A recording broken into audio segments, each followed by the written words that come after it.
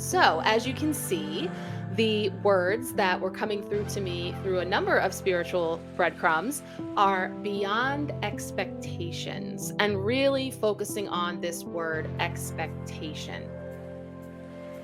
And that word first came into me with this little post that I saw online with these words. Finding your passion isn't just about making money or choosing a career, it's about digging deep and uncovering the real you, the one buried beneath the expectations of others.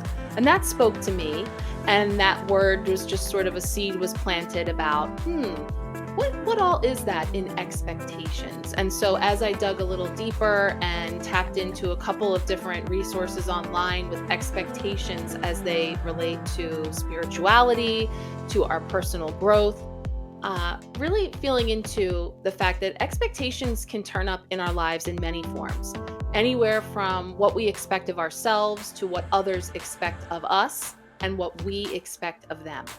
So you could have high, low, or even negative expectations. You could also have large expectations and thousands of small expectations that arise in your life every day.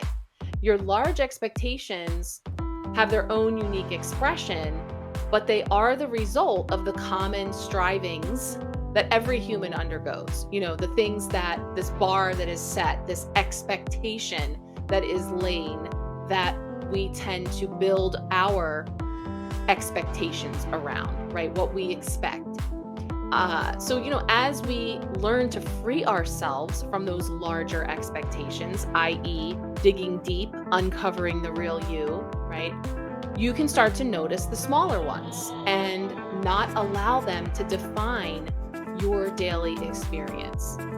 So, you might expect that certain efforts will yield desired results, or you could believe that you could be in control of your life, or be totally convinced that this so-called good life needs to have particular components to be good, right?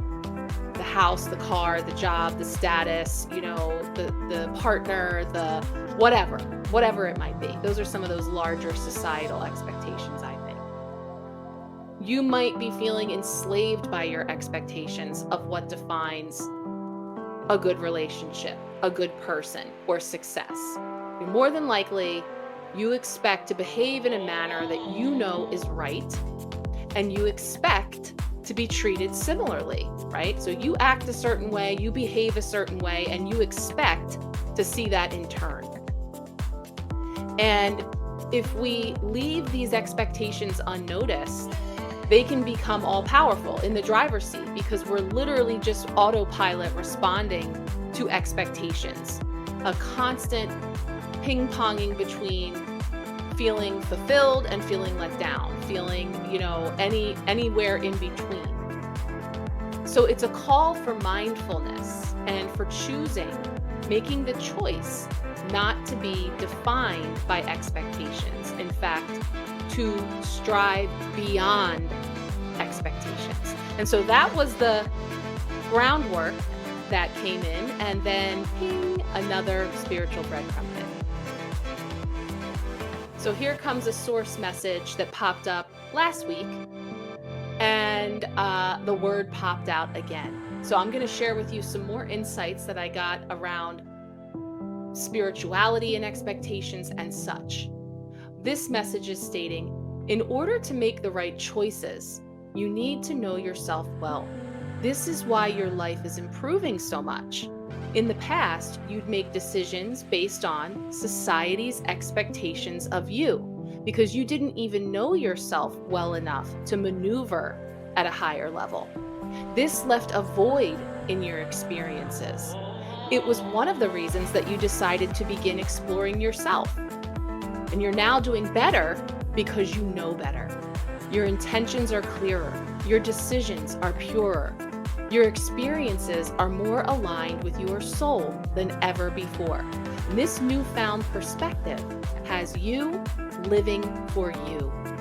And I thought that was just so powerful, and felt that it sort of sealed the deal for me, that these intuitive channeled words that are coming in for me to share with you are in fact, beyond expectations. And so what's always fun is as we go through your readings this month, sure enough, that word expectation will show up in the oracle books and the tarot interpretations. And it's like, I might have never noticed that word before. And because it is our channeled word, we'll be seeing it everywhere. So I always like to see how often it pops up. But as we reflect on these expectations under a spiritual lens, expectations are almost always the result of what in Buddhism is called a wanting mind. This wanting mind is driven by desire, aversion, and anxiety. It creates an illusion of solidity and control in a world that is constantly changing and unfolds independently of how we believe it should. And that is so powerful because regardless of what our expectations are of how the world should be or how it will be when we get there or what we are entitled to or any of those things that fall under that expectation umbrella, we come to know that in fact the world unfolds completely independent of our expectations, right? So now that we know this, how do we proceed? How can we free ourselves from expectations? So in mindfulness, like meditation, for example, you always start with what is true in the present moment. You use discernment to know what is true, but you do not fall into judgment, which is yet another form of expectation. And in fact, it's the one that can be the most tyrannical. Because when we are judging how we feel, what we're thinking, what we're expecting, we are no longer operating out of what is truly real and present in this moment, right? So the guidance is to look for possibilities. And so one distinction that's critical to understand if you're going to work with expectations is the difference between expectations and possibilities. Expectations assume that a certain result will come about and that they're future-based. They actually narrow your options. They actually stunt your imagination, and they can blind you to possibilities. So they create pressure in your life, and they hold your present sense of well-being hostage to a future that may or may not happen, right? In this moment, if I'm holding all these great expectations, unrealistic expectations, somebody else's expectations, which don't even align with me in my most authentic state, those things are holding me hostage in my well-being in this moment for something that may or may not even happen. So therefore, expectations create a rigidity in our life, and they cause us to react impulsively to any perceived threat that the future me believes that I deserve. So when we are being controlled by our expectations, we're living a contingent life. We cannot be free in the present moment. We cannot be happy with a beautiful sunset or with a moment of warmth between ourselves and another. Instead, every experience is interpreted in the context of an expected future. So can we feel how enslaving, how limiting this is for us? So it would be one thing if, in fact, we could control the future, but that's not the case.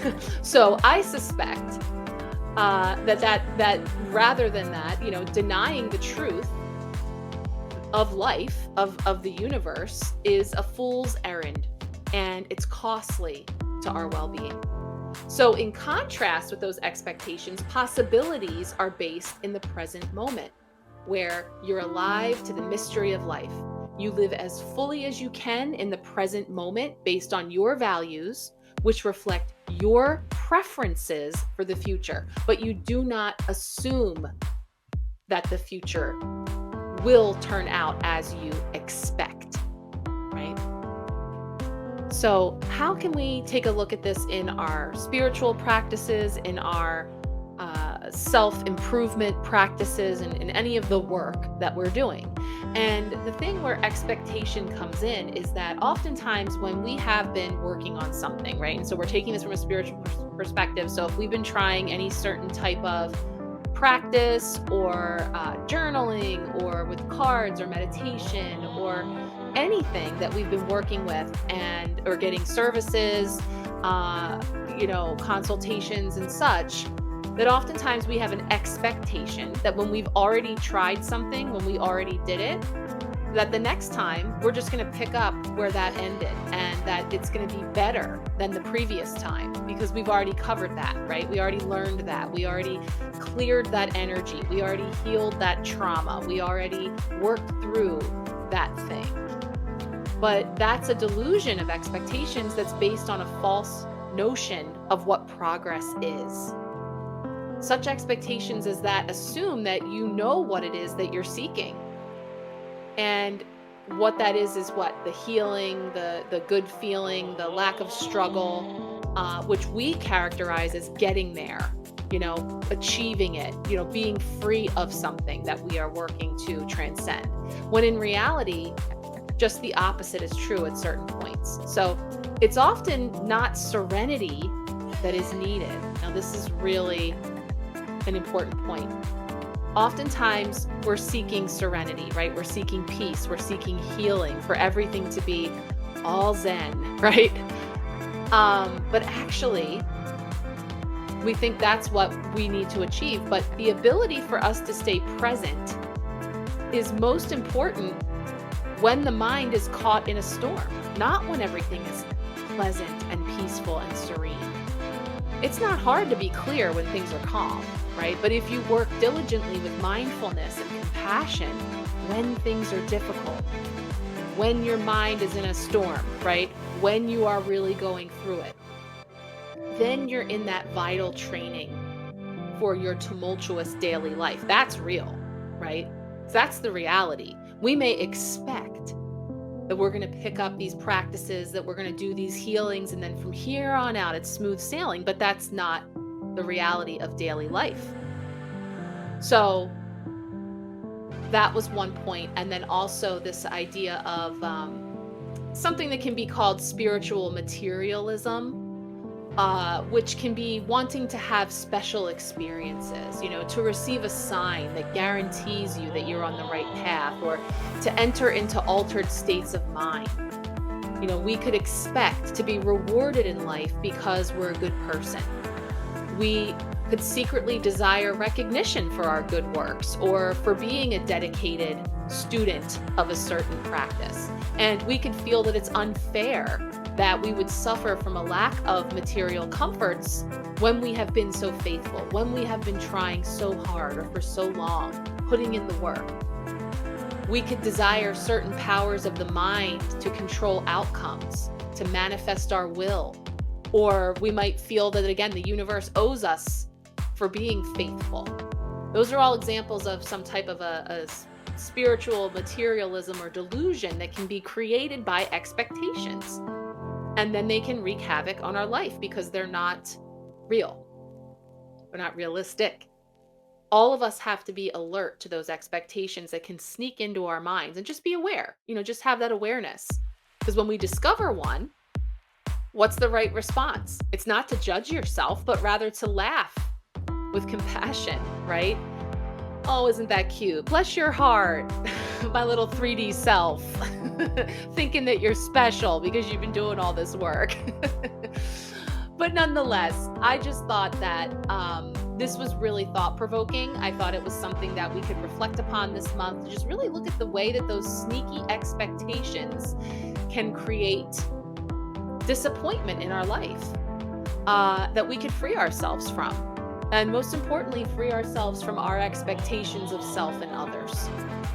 For sure, other people's expectations of us. Right?